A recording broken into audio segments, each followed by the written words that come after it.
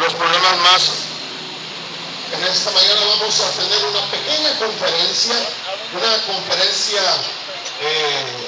urbana, por decir así, y vamos a poner este servicio en las preciosas manos de Jesucristo. Padre, en el nombre glorioso de Jesús, una vez más estamos ante ti, frente a ti, Señor, en tu presencia, porque nada te es oculto. Estamos en tu presencia, Señor, dándote las gracias. Gracias, Padre, por este día, gracias por la oportunidad que nos das, Señor, de servirte una vez más, de predicar tu palabra, de anunciar tu salvación. En el nombre de Jesucristo, damos gracias. Amén. Esta predicación lleva por nombre odiando el pecado. Repita conmigo, odiando el pecado. Debemos de odiar el pecado, debemos de rechazar el pecado. Y en esta conferencia estaremos hablando cuáles son las evidencias de un cristiano progresivo. En la actualidad han salido muchas falacias, muchas doctrinas adulteradas, muchas falsas doctrinas, y esas doctrinas han emergido como el Señor lo anticipó en su palabra. Pero también mucha gente no se ha convencido de que posiblemente esté viviendo una cristiandad progresiva, es decir, una cristiandad tibia, una cristiandad light, una cristiandad pues que no agrada a Dios. Y uno de los primeros síntomas de un cristiano progresivo lo encontramos en Primera de Juan, si tiene sus escrituras, puede usted acompañarnos ahí en sus escrituras, en Primera de Juan, y dice así la primera epístola de San Juan, capítulo 1, versículo 6. Esta es la primera evidencia, dice así: si decimos que tenemos comunión con Él, es decir, con Jesucristo, pero andamos en tinieblas, mentimos y no practicamos la verdad. Esta es una de las primeras evidencias de un cristiano light. Es decir, que si decimos que tenemos comunión con Jesucristo, ¿pero qué es tener comunión con Jesucristo? Es tener intimidad. Si nosotros decimos que le conocemos y que tenemos a Jesucristo en nuestro corazón, pero nuestros hechos anuncian acciones diferentes, entonces es porque vivimos en tinieblas y mentimos y no practicamos la verdad. Es decir, que estamos siendo mentirosos. Cuando una persona verdaderamente tiene intimidad con Jesucristo, o que verdaderamente tiene a Jesucristo en su corazón, esa persona empieza inmediatamente a anunciar a otros la salvación. Empieza a anunciar a otros la salvación que hay en Jesús. Es decir, que inmediatamente viene a él la luz, sale de las tinieblas y empieza a practicar la verdad. La segunda evidencia la encontramos ahí mismo en el Evangelio de San Juan, primero de San Juan, capítulo 2, versículo 3 y 9. Y en esto sabemos que hemos llegado a conocerle si guardamos sus mandamientos. Sus mandamientos. Si en verdad nosotros amamos a Jesucristo, entonces guardaremos sus mandamientos. Y sus mandamientos no son dolosos. Sus mandamientos siguen y serán siempre los 10 mandamientos que Él establece en el libro del Éxodo. Ahí establece Él sus mandamientos y dice claramente cuáles son estos mandamientos. Es decir, que Él no vino a romper con la ley, Él vino para hacer que la ley se cumpla.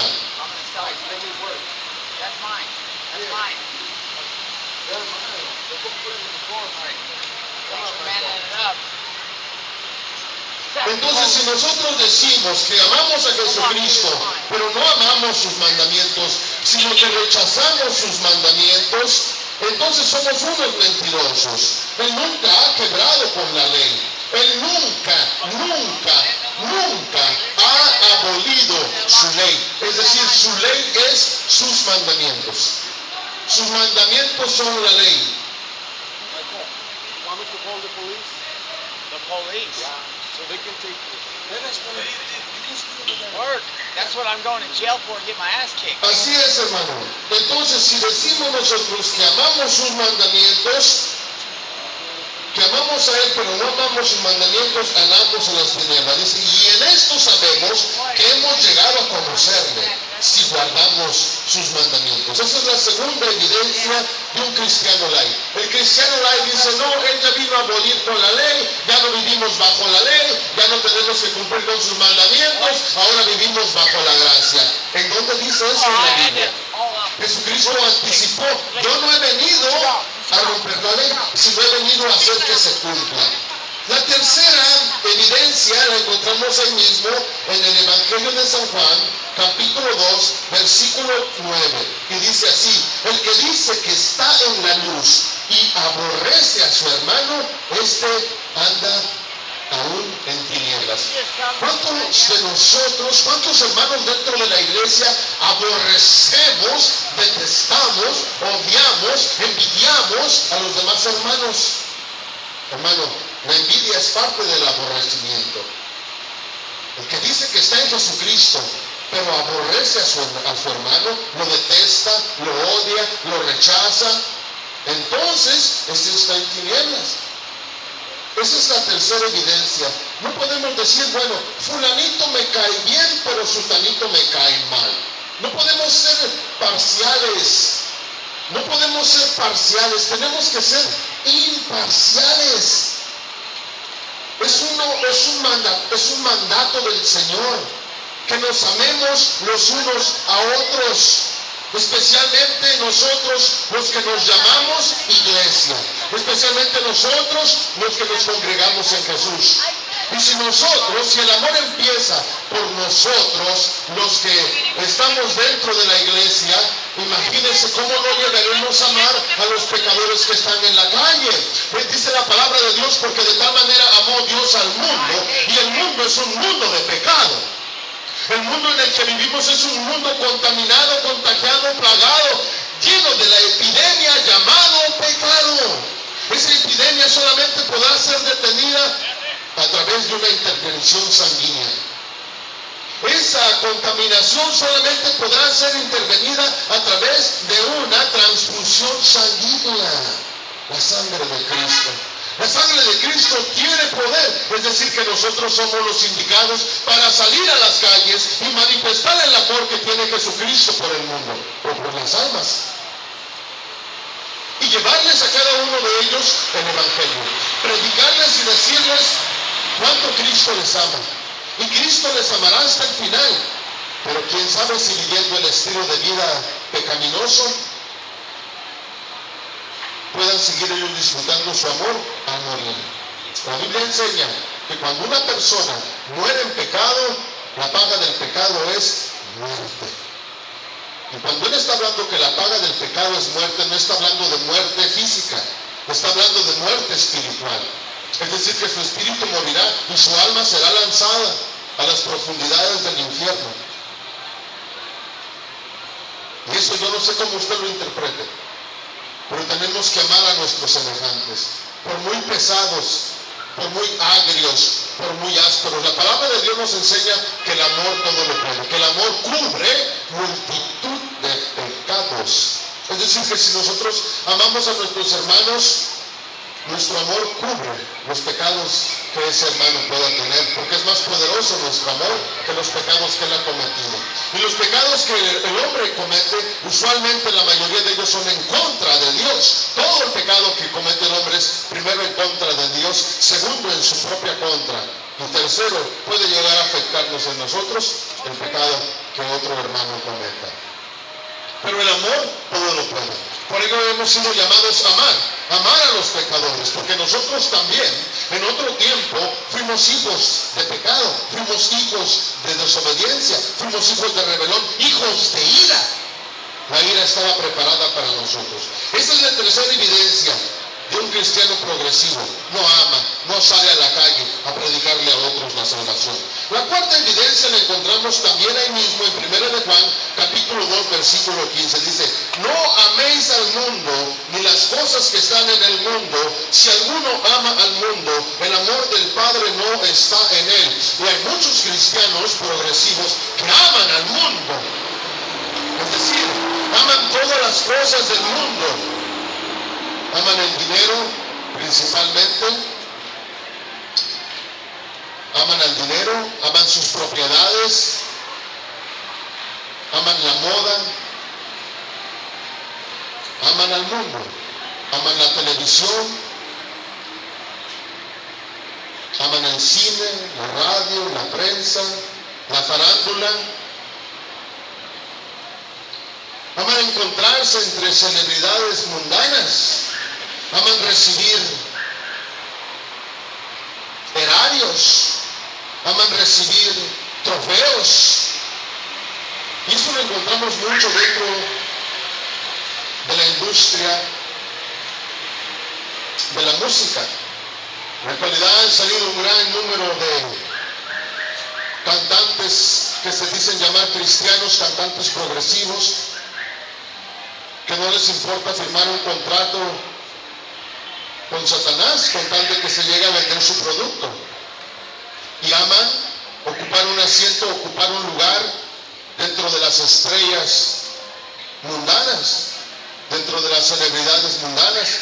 La palabra de Dios dice, no se puede servir a dos amos. O terminarás despreciando uno o al otro. Aman el mundo. Hay muchos hermanos que cuando anuncian que viene algún cantante cristiano o cantante cristiano progresista, inmediatamente compran un boleto y van y se sientan en primer fila a disfrutar, creyendo que en eso glorifican a Dios o bendicen a Dios. Ahí no hay glorificación, es un engaño, es una falsedad. El verdadero canto, la verdadera alabanza está en su corazón, está en usted. La verdadera alabanza, la mejor manera de salir, la mejor manera de glorificar a Jesucristo es salir a la calle y anunciar lo que Él hizo en la cruz. Salir a la calle y anunciarle a todos los pecadores lo que Jesucristo hizo en la cruz.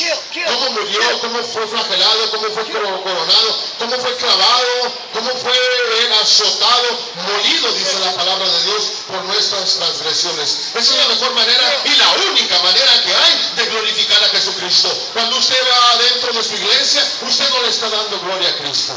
No, eso no es darle gloria a Cristo. Perdóneme. ¿Es necesario entrar y alabar a Jesucristo en su casa? Sí. Pero eso no significa darle toda la gloria a Cristo. Darle toda la gloria a Jesucristo es salir a la calle y predicarles a otro el poder que hay en su crucifixión, el poder que hay en su sangre. Salir a la calle como Él lo hizo y predicarles públicamente la salvación. Eso es dejar de amar al mundo. Dejar de amar al mundo implica abandonar la vergüenza, rechazar, aceptar el rechazo. Aceptar el rechazo, aceptar la crítica, aceptar por completo el desprecio, muchas veces, de aquellos que van pasando por la calle. Aceptar sus burlas, aceptar sus ridiculeces. Eso es no tener amor por el mundo. Es haber crucificado nuestra carne juntamente con Él. Entender que nosotros, los que somos de Cristo, los que somos nacidos de Dios, ya no podemos adaptarnos o adecuarnos a las modas y modismos de este mundo. Ya no podemos continuar viviendo el mismo estilo de vida que vive el mundo. El mundo vive un estilo de vida. En la actualidad está saliendo una nueva moda. La moda del skull and bones. La moda del skull and bones, es decir, la moda del esqueleto, de la cabeza del esqueleto y los huesos. En la actualidad miramos muchas camisetas, en su mayoría camisetas, pantalones con calaveras y huesos. Esa moda. Y muchos cristianos visten esa moda. Muchos cristianos traen calaveras en sus joyas, en su ropa, en sus pantalones. Y dicen, ay hermano, eso no tiene nada que ver, eso es fariseísmo. Hermano, usted no sabe ni siquiera lo que significa fariseísmo. No sabe usted. Mucha gente dice, ese término es muy utilizado dentro de las iglesias. Eres un fariseo. muy mal aplicado. Pero claro, Satanás nos ha convencido de que ese es un término que ellos pueden utilizar. Esa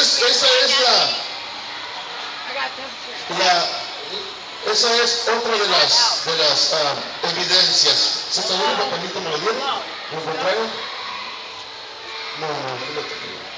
Así es, hermano. Entonces, ¿qué está pasando en la actualidad con la cristiandad? Bueno, que muchos somos cristianos, nos hemos convertido en cristianos light. Cristiano light. Y el cristiano light, amado hermano, pues, o cristiano emergente, ha contaminado bastante a la iglesia.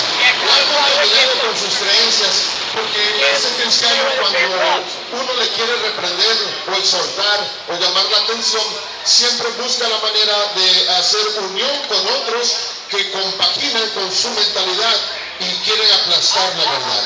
La cuarta, esa es la cuarta evidencia. Dice también Lucas 14, Lucas 6. Mike, I need you to leave. We need you to leave. We need you to move, Michael. Don't make me use the force of our authorities. Yes, sir. Okay, please. Don't beg me. Jesus. Oh, one of my followers begged me? Stop. Vamos a mirar qué dice el Evangelio de Lucas. Lucas capítulo 16. Sixers. Lucas 16 dice así. 16:14 dice: los fariseos, que eran amantes del dinero, oían todas estas cosas y se burlaban de él. Así es, los amantes del dinero son los fariseos. El fariseo ama el dinero. El fariseo ama el dinero. Y en la actualidad hay muchos cristianos o cristianos emergentes dentro de la iglesia. ¿Cómo aman el dinero? Aman el dinero, aman asociarse con personas que tengan negocios, fortunas, con personas que tengan... Michael, you're touching private property. If you do that again, I'm going to lose respect for you. I'm going to call the police. Somebody call me the police, please. We need the officers here. Michael, don't touch ever private property. You're looking for problems, Michael. God bless you, brother. It's okay. It's okay. Así es, dice así, entonces los fariseos son amantes del dinero.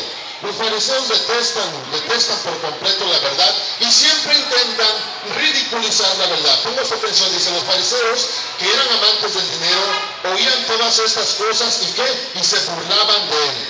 Los fariseos les encanta burlarse. Al fariseo le gusta burlarse de todo de lo que tú dices. ¿Cómo que lo que yo estoy vistiendo tiene que ver con el satanismo? Así es, hermano. La verdad es que si tú no estás con Dios, estás con Satanás. Es decir, si tú no estás de parte de Dios, entonces estás de parte de Satanás. Cuando nuestro hermano Moisés subió a recibir las tablas con los mandamientos, los 10 mandamientos, cuando descendió con esas tablas, miró que el pueblo judío había hecho una imagen de oro y todos ellos estaban desnudos, danzando y cometiendo actos vergonzosos alrededor de ese becerro de oro. Entonces ahí él se paró y dijo: los que estén del lado de Dios, síganme. Los que estén del lado de Dios, síganme. Los que estén de parte de Dios. Los que no estuvieron de parte de Dios, todos ellos fueron asesinados. Todos ellos fueron asesinados por los mismos hermanos. Ahora, esta es la cuarta evidencia. Vamos a mirar la quinta evidencia. Esta la encontramos ahí mismo en 1 de Juan, capítulo 2, versículo 24. Dice así: en cuanto a vosotros, que permanezca en vosotros lo que han oído desde el principio. Si lo que oísteis desde el principio permanece en vosotros, vosotros también permaneceréis en el Hijo y en el Padre. Pero, ¿qué es lo que hemos escuchado desde el principio? ¿En dónde empieza el principio? ¿En dónde emerge el principio? ¿En dónde está el principio? ¿El principio de qué? Hermano, Génesis es el principio. Este es el principio, está en Génesis. Y si nosotros hemos escuchado en la palabra de Dios que no matarás, no robarás, amarás a Dios con todas tus fuerzas, no tendrás otros dioses delante de mí. Si nosotros hemos escuchado, si nosotros hemos leído, ese es el principio.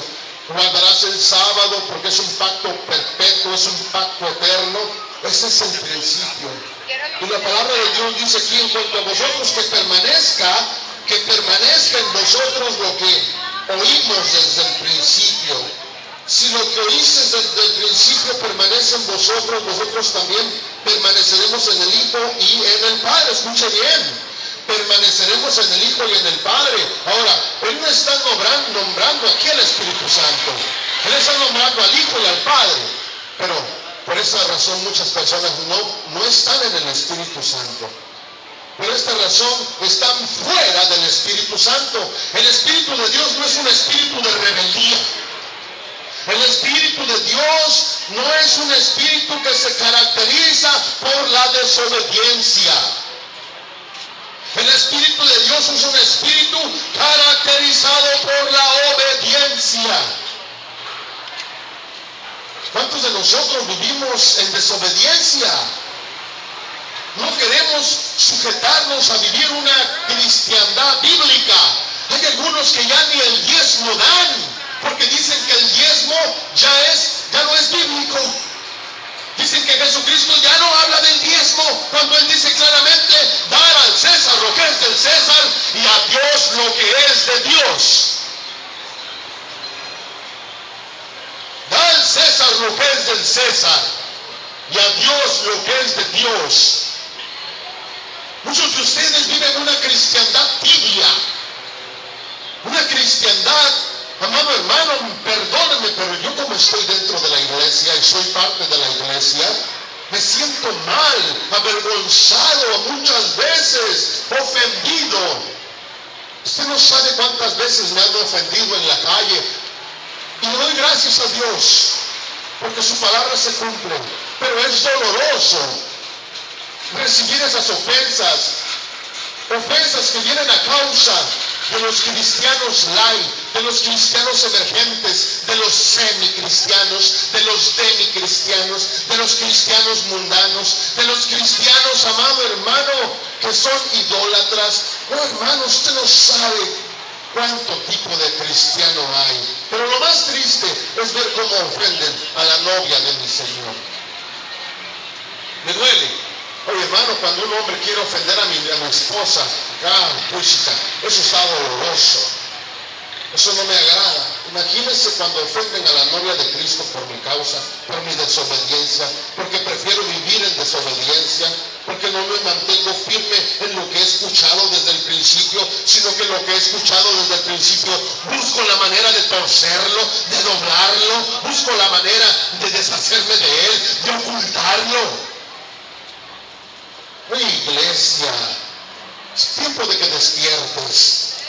Y esto también lo podemos encontrar en el libro de Revelación. En Revelación capítulo 14 dice así estas palabras, escuchen muy bien. Versículo 14, capítulo 14 de la Revelación, versículo 12 dice, aquí está la perseverancia de los santos que guardan los mandamientos de Dios y la fe de Jesús. La fe que yo tengo no es mía. La fe que yo tengo es de Jesús, para Jesús. Es de Jesús. Yo no tengo nada. La perseverancia de los santos que guardan los mandamientos. Y Revelación no se encuentra en el Antiguo Testamento, Por eso dice la palabra de Dios en Daniel, si es posible, aún a los elegidos hará caer el error. Aún a los elegidos hará caer el error. Y no piense usted que por ser elegido, al caer usted, va a seguir siendo elegido. No, mi hermano, Si yo le ofrezco un tamal, escuche bien, o un taco, punto. Si yo le ofrezco a usted un taco y el taco lo tiro o se cae al suelo, ¿se lo va a usted a levantar y a comer? ¿Sí? ¿Va a usted a levantar y comerse el taco del suelo? Así también el Señor. Él no va a tomar nada que venga contaminado. ¿A poco cree usted que su presencia va a engrandecer la felicidad que hay en el cielo? ¿A poco piensa usted que la presencia que haga usted en el cielo va a engrandecer? No, hermano, no piense así. Dios te bendiga. Dios te bendiga. Dios te bendiga. Gracias, hermano. Dios te bendiga. En la paz de Cristo. Oh, hermano, comprenda y entienda eso. Primera de Juan, capítulo 3, versículo 9. Aquí vamos a encontrar la sexta evidencia. La sexta evidencia de lo que es un cristiano progresivo, de un cristiano que ama el pecado.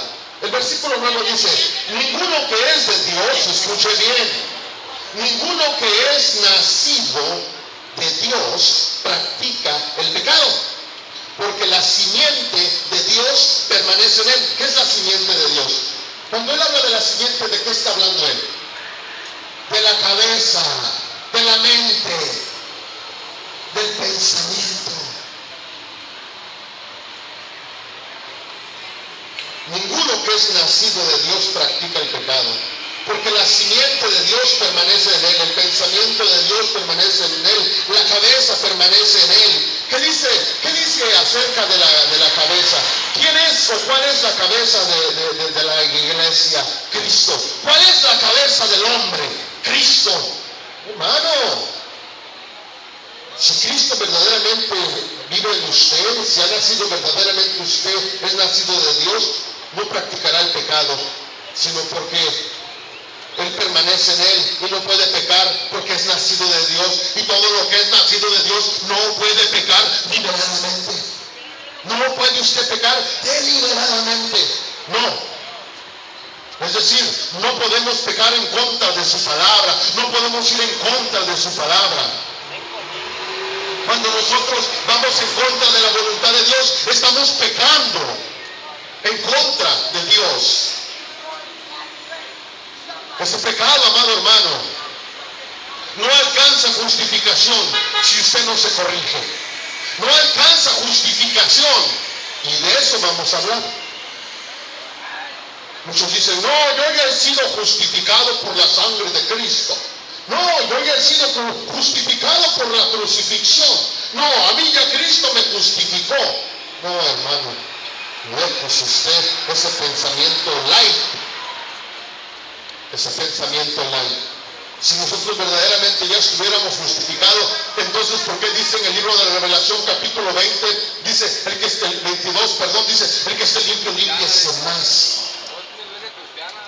Y vamos a darle lectura. Dice así Revelación capítulo 22, Apocalipsis capítulo 22. Dice así, versículo 11. El que es injusto, siga haciendo injusticias. El que es impuro, siga siendo impuro.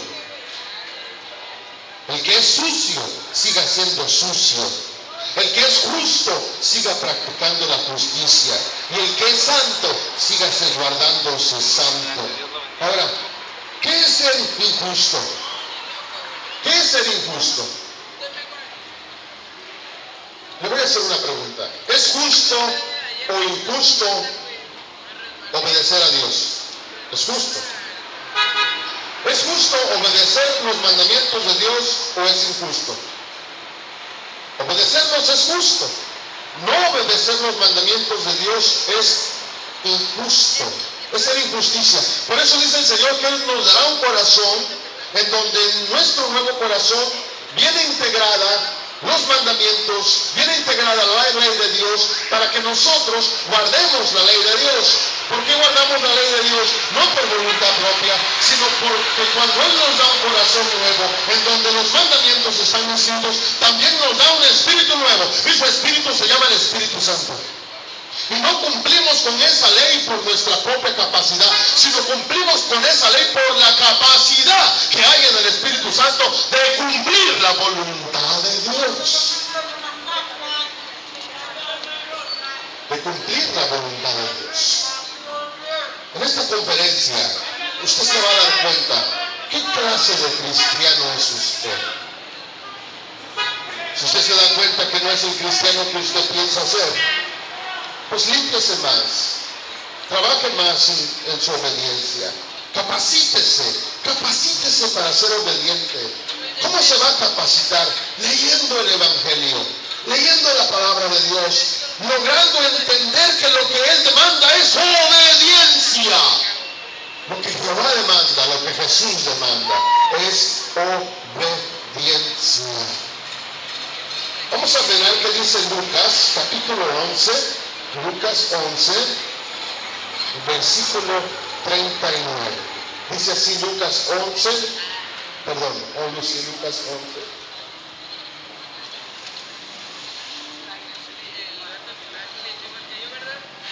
Dice así la palabra de Dios.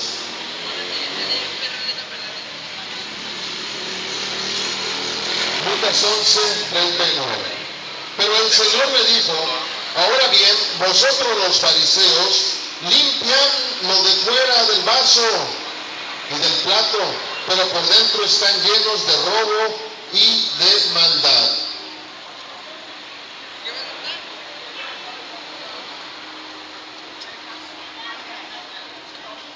Este tipo de personas que dicen que ya ha sido justificada por la sangre de Cristo y viven en desobediencia, o piensan que la sangre de Cristo los exonera de su rebeldía, que pueden seguir viviendo en Cristo una vida llena de rebeldía, llena de desobediencia, insujetos, que no se sujetan a nadie ni a nada, que quieren hacer solo su voluntad, que ponen sus demandas, que ponen sus términos, que ponen sus condiciones para servirle a Dios, que son personas condicionales o condicionalistas. No han entendido que hasta cierta forma se asemejan a los fariseos, pero no son fariseos. Yo nunca podré ser un fariseo. Yo soy un cristiano, nacido en Cristo. Un cristiano que ha recibido una invitación. Un cristiano que ha recibido una revelación. Un cristiano que ha recibido una visión. Y aquí estoy, obedeciendo a la visión, obedeciendo a la revelación y obedeciendo a la invitación que el Señor me ha hecho. Ahora, Él nos ha hecho una invitación a todos. Y la invitación es ir por el mundo y predicar el Evangelio y no quedarnos como esos fariseos o con la actitud fariseísta de que por fuera lucimos muy limpios, muy elegantes, con un buen, usted sabe cómo se viste, con un buen traje, con unos buenos zapatos, pero por dentro dice están llenos de robo y de maldad. Hombres que intentan robarle la gloria a la iglesia. We'll bring the Bible today. We'll give it to you when I finish. Hombres que por dentro están llenos de robo y de maldad. Y están llenos de maldad porque siempre están criticando el trabajo de otros. Llenos de maldad porque nunca se han quitado la mancha a ellos. Son como aquellos que dijo el Señor: primero quítate el tabique, la gran viga que tienes en el ojo, quítate la viga y después intenta quitarle la astilla que tiene el ojo en tu hermano. Límpiate bien. Entonces podrás tú ser un vaso útil donde el Señor derrame sabiduría, un vaso útil donde el Señor pueda derramar su conocimiento, donde Él pueda poner, amado hermano, la integridad que hay en el Espíritu. El Señor nunca nos va a dar al Espíritu para que lo ultrajemos. ¿Cuántos de nosotros no hemos ultrajado o intentado ultrajar al Espíritu? Por eso dice la palabra de Dios: no contritéis al Espíritu. No lo ultrajes. No lo ultrajes. Lo ultrajamos cuando en nuestro corazón hay maldad. Cuando en nosotros está el robo. ¿Cómo le robamos al Señor? Él dice en Malaquías: vosotros todos me han robado y por ello están malditos con maldición. Porque me han robado. Y decimos: ¿cómo le hemos robado? Con vuestros diezmos y vuestras ofrendas. Ay, hermano, el Señor sabe cuánto necesito este dinerito. Yo no creo que le moleste que lo tome. Sí le molesta que lo tomes. Sí le molesta que lo agarres. Sí le molesta. Y le molesta no porque él ame el dinero. Lo molesta porque tú no lo pones a él primero. No lo pones a él como tu prioridad. No lo pones a él como el proveedor. No crees en él. No confías en él. Sino que dices tú que Dios está de tu lado. Sí, pero ¿de qué parte de tu lado está él?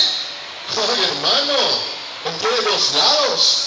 ¿Estás del lado de la ira o estás del lado del amor? ¿No piensas tú que si yo le robo a mi vecino va a decir: órale, sigue estando de mi lado? Si el mismo hombre busca la manera de echar fuera al ladrón, imagínate Dios. Y también ahí mismo en Revelación capítulo 3, versículo 10 dice así, perdón, en 1 de Juan capítulo 3 versículo 10 dice así: en esto se reconocen los hijos de Dios y los hijos del diablo. Ay, ya. Aquí ya entramos con otra categoría. Aquí entramos con otro grupo. Aquí entramos con otro grupo. Los hijos de Dios y los hijos del diablo se dan a reconocer. Dice: en esto se reconocen los hijos de Dios. Todo aquel que no practica la justicia no es de Dios.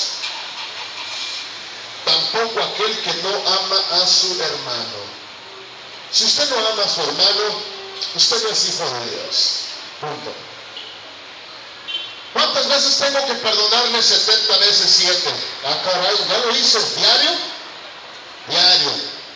Diario tenemos que perdonar 70 veces 7. Diario. Si es la misma persona, la misma persona. Pero es un hijo del diablo, pues tienes que perdonarlo. Porque Él, nuestro Señor Jesucristo, perdonó a un hijo del diablo, aun cuando Él estaba allí en la cruz crucificado. Allí estaba el hijo del diablo siendo crucificado. Pero ese hijo del diablo dijo: Señor, acuérdate de mí cuando vengas, cuando estés en tu reino, cuando vengas en tu reino. Acuérdate.